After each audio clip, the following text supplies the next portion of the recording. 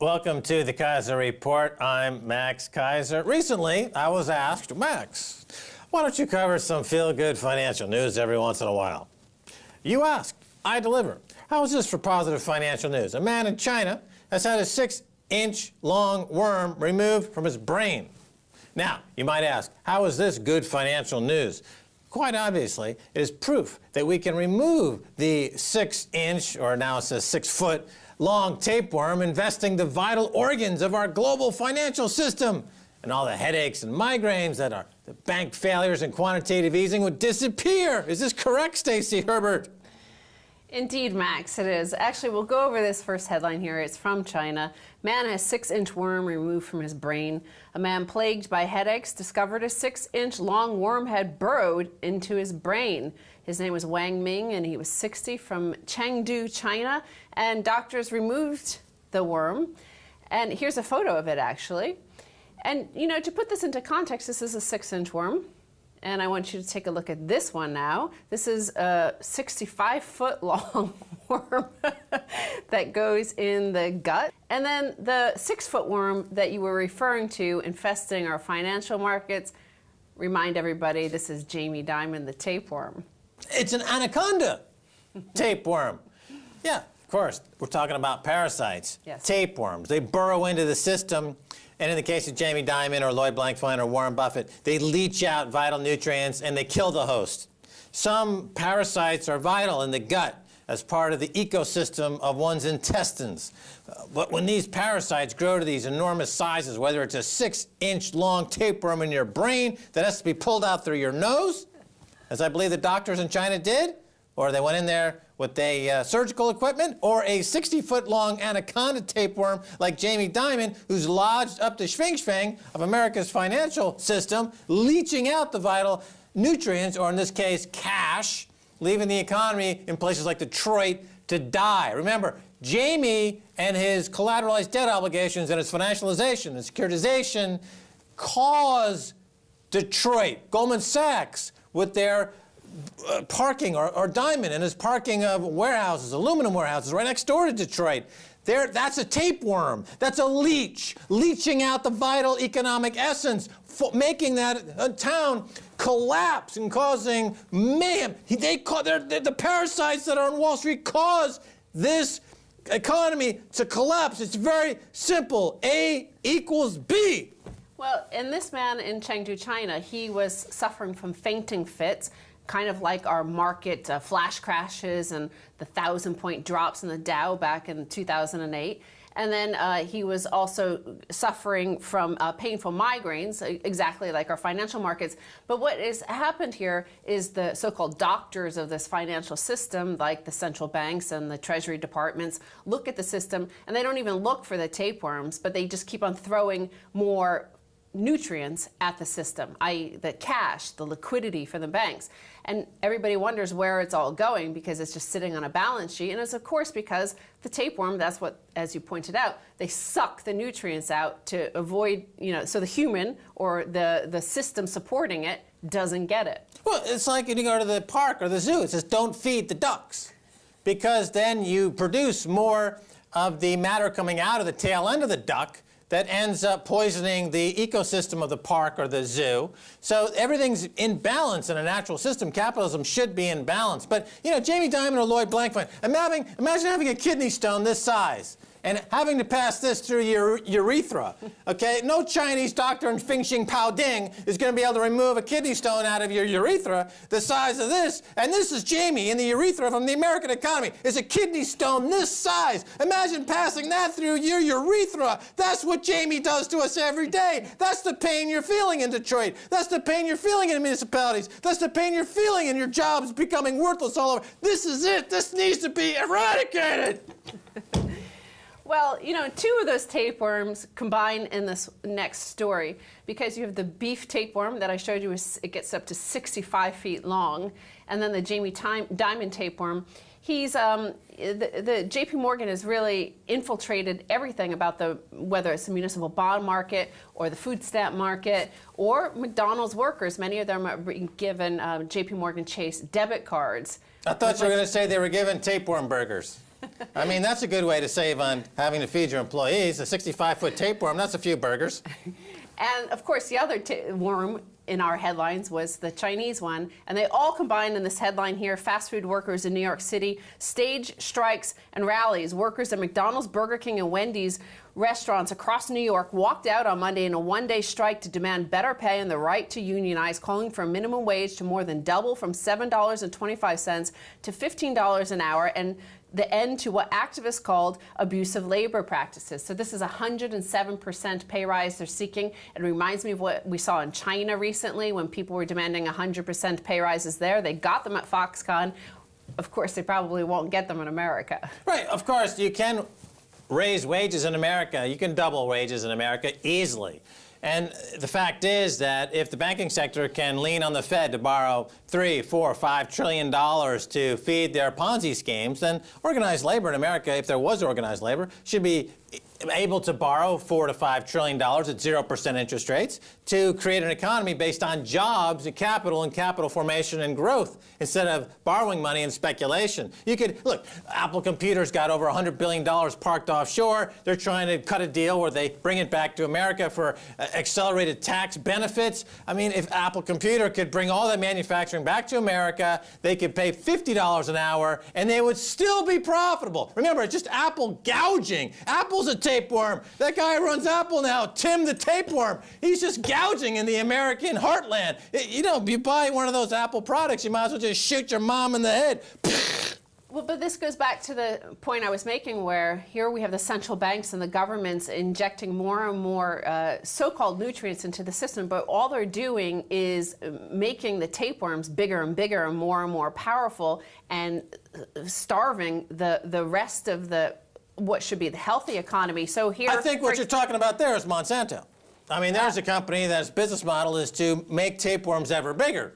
Well, okay, but I'm actually also talking about this headline here that we're talking about, which is this McDonald's workers going on strike for 107% pay rise. She says, I can't even afford something off the menu with what I earn. It makes me wonder what I'm doing here. This is Ashley Pinckney, and she works at McDonald's in Times Square. So she can't afford nutrients, not that necessarily McDonald's burgers are nutritional. She can't afford to keep the tapeworms alive in her gut by eating tapeworm-laced burgers at a burger fast food joint. I'm telling you, you just got to market tapeworms as a McTapeworm nugget and maybe have that as a menu selection. I'm sure nobody in America would mind if it was at the dollar menu price. They would happily buy a McTapeworm.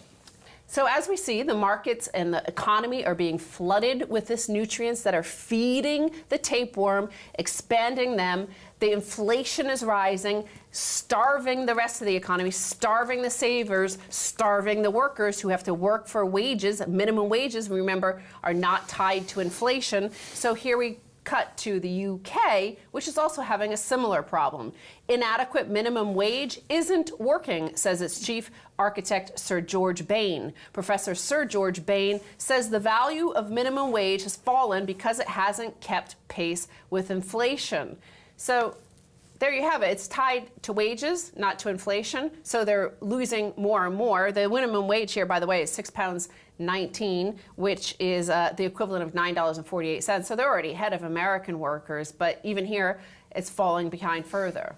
Well, to put this into banking terms, what we see here is a breakdown of the transfer mechanism. In other words, when the central banks releases trillions of dollars into the economy, it's supposed to flow through the banks and into the economy, the real economy. And you would see wage price inflation. You'd have seen it years ago. But unfortunately, the banks put on essentially a prophylactic around the real economy so that nothing can get out. There's no ability for the central bank to inseminate the real economy with a quantitative easing release because of the prophylactic that's been put in place by banking terrorists, as I call them. And therefore, you have no wage increase whatsoever. There's no growth, not in 9 months, not in ever. There's no economic babies that are being consummated as a result of quantitative easing because of this wall that's put in place by the banks to take that money that's being printed by the central bank and they give it back to the central bank.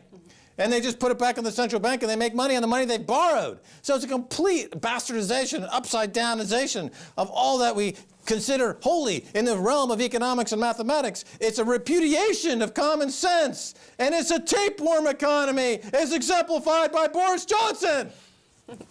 Well, so as we keep on saying here, they're feeding the tapeworm. The tapeworm is getting bigger and starving more and more of the real economy. So this is one of the things we've always pointed out, is that workers should just say, forget all this minimum wage and whatever, just like tie our incomes to money supply, because the money supply is what's feeding the tapeworm. So if the tapeworm gets bigger, then you should get even bigger. Absolutely. The unionized labor should have access to the Fed just as easily as Wall Street or the City of London. Why can't they organize a $2 trillion loan at 0% interest to pay themselves double or triple or quadruple? The only thing that would happen is that the economy, as we know it, would be less reliant on speculation and more reliant on manufacturing. You'd see more businesses started up. You'd see more manufacturing. In the UK, you'd see bigger export markets. And now you mentioned 0% interest rates. Or ZIRP policy, and that is feeding the tapeworm. Over here on the other side, the real economy is being starved, the savers and the workers. And we have Zero in their headline. Nick Clegg, Business Department will investigate 0 hours contracts. Deputy Prime Minister raises concerns about contracts used by Buckingham Palace, Sports Direct, and Tate Galleries. So 90% of Sports Direct workers here in the UK and 350 summer employees at Buckingham Palace are in 0 hours contracts. They aren't guaranteed any labor, but they actually can't take other work. So Buckingham Palace opened its doors to the public earlier this week, but all the temporary staff hired to run the State Rooms attraction, which included Diamond Jubilee exhibition, are forced to sign contracts which give them no guarantee of any work. However, although the contract leaves staff with no promise of work, they are not allowed to work for any other employee without written permission from the palace. Right, so the Bank of England says there's not really any inflation in the economy, so we're going to keep printing money because we see more deflationary pressures. Simultaneously, you've got Sports Direct. It's a huge retailer making hundreds of billions of pounds. They are signing people up into contracts, into servitude, where they pay them doodly squat. So in other words, there's no inflation in wages because somebody in the economy, Sports Direct, acting as an oligopolistic impediment toward the mechanism of cash flowing into the economy, is recreating a plantation mentality, recreating a colonial period. I mean, it's like saying that, well, the Indians in the continent didn't cause inflation because, after all, we didn't pay them. So there was no inflation. Duh! If you don't pay people, there's not going to be inflation. Anyway, Stacy Herbert, thanks for being on the Keiser Report. Thank you, Max. Stay tuned for the second half, a whole lot more.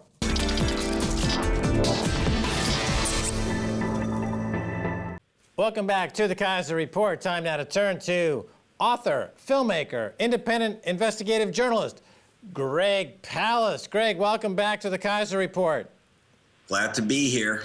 Yeah, first of all, Greg, congratulations on your new book, Billionaires and Ballot Bandits. It's a fabulous read, and people are very excited about it. They love your work. I wanted to ask you first, Greg, did Fabrice Touré of Goldman Sachs cause a financial crash? Tell us about your latest blog post of that title. Well, yeah, I mean, I wrote a story for Vice called The Frog That Crushed the Planet, because the United States government arrested, well, actually didn't arrest him, it's a civil action, brought an action against a French 24-year-old, or he was 24 at the time, and they decide he's the guy that brought down the entire planet in 2007 with financial manipulations as a clerk at Goldman Sachs. Now, we all know it's the clerks that were responsible. What he did was, what Fabre did, he was assigned by Goldman Sachs to be an assistant to a guy named John Paulson. That's not Hank Paulson, the Secretary of Treasury from Goldman Sachs. It's John Paulson, Goldman Sachs co-conspirator.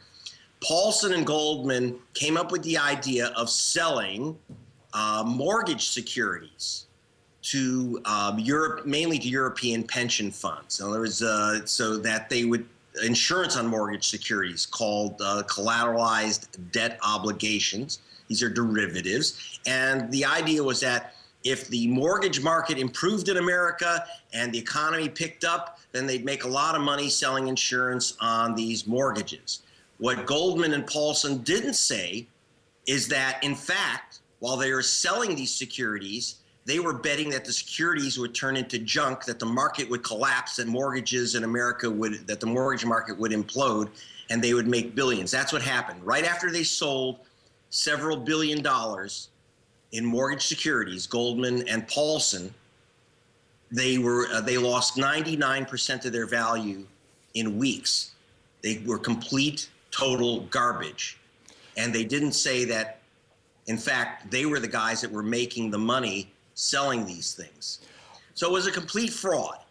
And so the Securities Exchange Commission said this is a devastating fraud that cost the world billions and billions of dollars and led to, ultimately, to trillions of dollars in damage, a key event in the disaster. And so, given what Paulson and Goldman did, so they immediately took action against the clerk who was assigned as Paulson's assistant. As memory serves, Paulson and Goldman were involved actually in a multifaceted fraud at the time. Not only were they trading on inside information, as you point out, they packaged faulty securities and then made bets against the faulty securities. But then Goldman and John Paulson colluded. They knew that Goldman Sachs would be dumping a lot of these securities into their own customer accounts. So they were front-running their own customers in this. And it was quite a five-way complete collapse. And of course, John Paulson has been implicated in the collapse of Greece as well, because if you recall, he was part of the group, along with Goldman again, Lloyd Blankfein, and the leader of Greece at the time, Papandreou, who got together and they profited hugely from the collapse of the Greek economy. But I want to move on to Obama versus Paul Singer, because you've been writing about this. It's truly fascinating. Explain the background of the Argentinian bond story and what's happening today. There's another billionaire vulture speculator, and I don't call him a vulture. He's called that by everyone in the marketplace. But the great vulture speculator in America is a guy named Paul Singer. He's also probably the top donor or organizer of donors for the Republican Party. He created something called Restore Our Future, which is the billionaires club that is the big money now behind the Republican Party, including Bill Koch, the third Koch brother. Now, Singer was involved in vulture attacks on Argentina. He was one of the people that brought Greece to its knees because he refused to participate in the bailout plan of the IMF. Singer was also involved in the destruction of the Republic of Congo. I was hunting him down in the Congo. I was literally going up the Congo River to find out what he was up to for BBC television. And his latest caper is banging the government of Argentina. If you remember, years ago, Argentina financially collapsed around in the year 2000. That an agreement was worked out in which Argentina would pay. Actually, people say that Argentina defaulted and never paid. Now, Argentina cut a deal that it would pay when its economy recovered. And several banks, JP Morgan, Citibank, and others have made a killing because, in effect, they got stock in the economy of Argentina. Argentina pays the banks a percentage of their growth in their GDP. So you've got banks that have stock in Argentina. 3% of those bonds, just 3%, fell into the hands of Paul the Vulture Singer. Singer, now, nearly 2 decades later, is in court saying, no, I don't want that deal that everyone accepted 20 years ago. I'm not going to accept it. I want payment in full on these bonds, plus penalties, plus multiple fees. And in effect, he wants something in the order of 2,000% profit on his bonds from Argentina. If he wins, Argentina goes from a great driver of the world economy and a great economic success story becomes simply bankrupt. So this would bankrupt Argentina. And by the way, it would take a big bite out of U.S. banks, because Singer wants them to give up the money that Argentina paid them. Yeah, Paul Singer kind of gives a bad name to vulture capitalism. As the term originally was used on Wall Street, and I worked on Wall Street myself, bankers would fly into busted deals or busted oil wells as, vultures and try to revive them. But in the case of Paul Singer, he's actually precipitating the collapse. He goes beyond just vulture capitalism. He's a plague. He's a plague upon the Argentinian economy. And he went so far as to try to take possession of a sovereign asset of Argentina, correct? One of their sovereign ships. He's a pirate. technically. Okay. Paul Singer seized an Argentine naval vessel. What it was, it's an old pirate ship. It's an old brigantine that the Argentine Navy does for kind of shows and exhibitions and kind of diplomatic shows. They sailed this old brigantine, this old pirate ship, to Africa, and Paul Singer seized the ship, which had the naval officers on it. Normally, this is an act of war. I thought the Argentines were quite calm about this, and they ended up having to pay they literally had to pay ransom to Singer to get their Navy boat back. I'm not sure that was a good precedent. You don't pay off pirates or hostage takers, but the Argentine government decided that it was a better idea than creating conflict.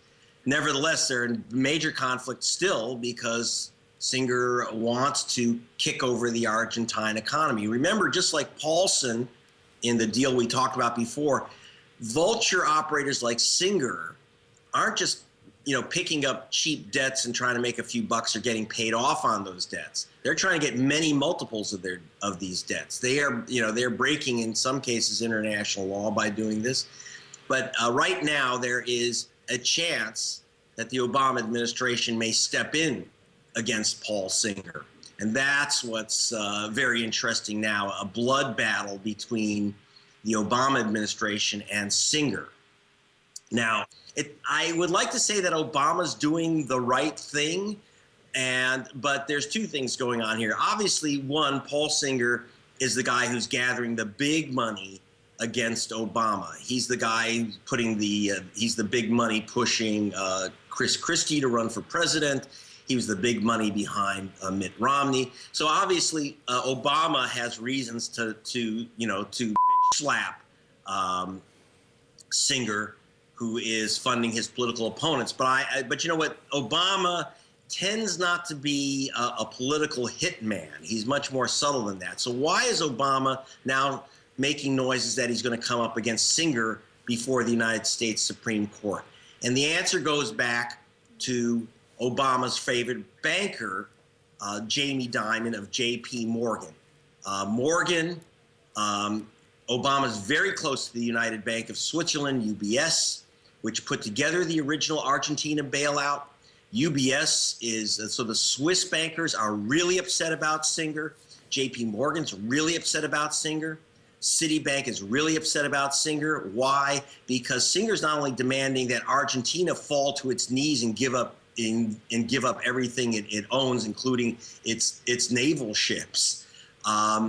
They also want the money back from J.P. Morgan and from United Bank of Switzerland and from Citibank because Argentina's paid them billions. And people don't know this. People think Argentina just walked away from its debt. It did not. It's been paying these banks big money, and Singer says, give it to me. That's mine. I own the original bonds. Yeah, just sticking. That's the game. So it's a war between the capitalist banking elements right now, and Obama's on the side of, and will always be on the side of J.P. Morgan. Yeah, sticking on Argentina here, we have about a minute left, and just to go to the history of this a little bit, because during the 80s, big banks on Wall Street, like Citibank at that time, made huge loans to Argentina, thinking that no country could go bust. Well, the country did go bust, and at that time, the U.S. government and Citibank coerced the Argentinian government essentially to take on corporate debt and to make it the debt of the nation, and then to begin austerity measures. And this is really the history of the Argentinian collapse. But the reason it's important, and correct me if I'm wrong, but this is exactly what we're seeing all over America now. In a large part, what's happening in Detroit is the very same thing. What's happening across the America with the collapse of the U.S. economy, the very same thing. Debts that were created through large banks are being pushed into the public sector for the public to suffer through austerity. So it's the Argentinian model is in the U.S., and that's why it's important. Your thoughts? Yeah, well, in both my books, Vulture's Picnic and Billionaires and Ballot Bans, it's exactly the point I've been making. The things that were basically tested in the third world on Argentina and Ecuador have been brought home. The difference is that the Argentines have learned their lesson. They didn't put up with it. Those debts were forced on the Argentines by military dictatorship. So what happened is that Citibank made loans to all kinds of Argentine companies and the military during the dictatorship. then the IMF and the banks and the U.S. government forced Argentina to take on as public debt the debts of these bogus companies, of these politically connected operations. All right, Greg, we're going to have to cut it off there. We're out of time. We'll have to have you on again soon. The new book from Greg Palast is Billionaires and Ballot Bandits. I recommend you take a look at it. Thanks for being on the Keiser Report. Always great. Thanks, Max. And that's going to do it for this edition of the Keiser Report with me, Max Keiser, and Stacy Herbert. I'd like to thank our guest, Greg Palast. If you can find his work at gregpalast.com, check it out. It's well worth it. If you'd like to get in touch with us, tweet us at Keiser Report. Until next time, Max Keiser saying bye, y'all.